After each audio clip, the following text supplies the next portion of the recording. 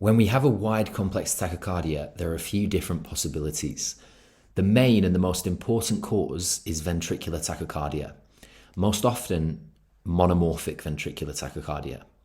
If there's a history of myocardial infarction, the probability or the positive predictive value that the patient is in VTAC, it rises above 95%.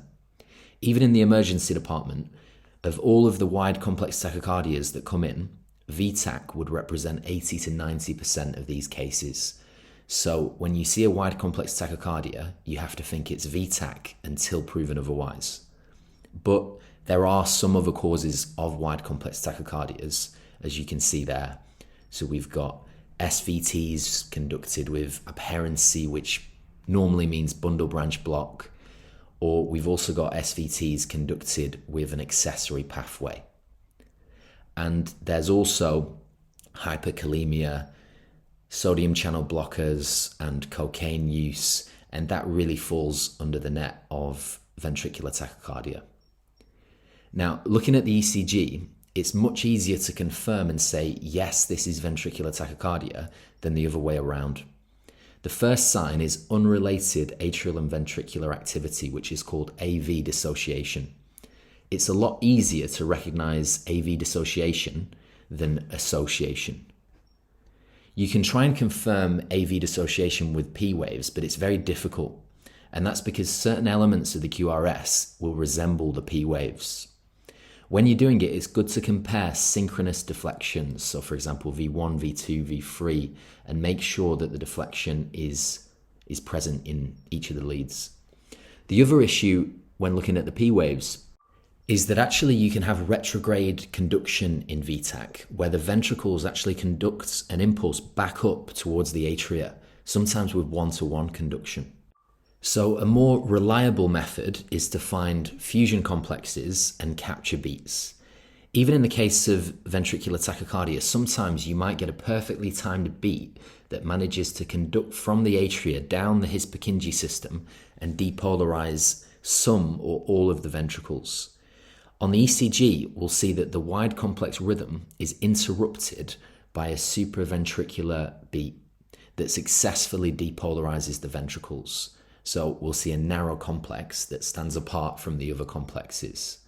So this is a capture beat. Alternatively, we can have a fusion complex, which is a combination of an impulse arriving from the normal his Purkinje system and an impulse coming from the abnormal ventricular focus. The shape and the duration of this complex will be intermediate between a narrow complex coming from the atria and a wide complex coming from the ventricles. The vector will always be different to the other QRS complexes you see in ventricular tachycardia. So when you see a capture or a fusion beat, this can confirm ventricular tachycardia. The next sign is the axis. And people use the term a northwest axis. What this means is that ventricular depolarization is going towards the right upper quadrant. So the activation is actually coming from the apex and going back towards the northwest quadrant, the right upper quadrant. With a northwest axis, VTAC is much more likely.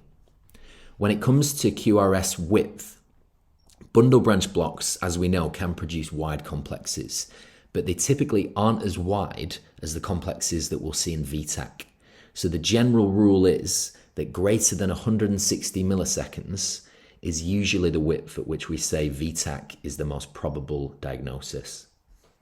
A major finding that's relatively simple to look for is called precordial concordance, either positive or negative concordance. What this means is that all of the QRS complexes in the precordial leads are going in the same direction, meaning that they're all positive, they're all upgoing, or they're all negative, they're all downgoing. If all the complexes are positive, then the source is posterior in the ventricles.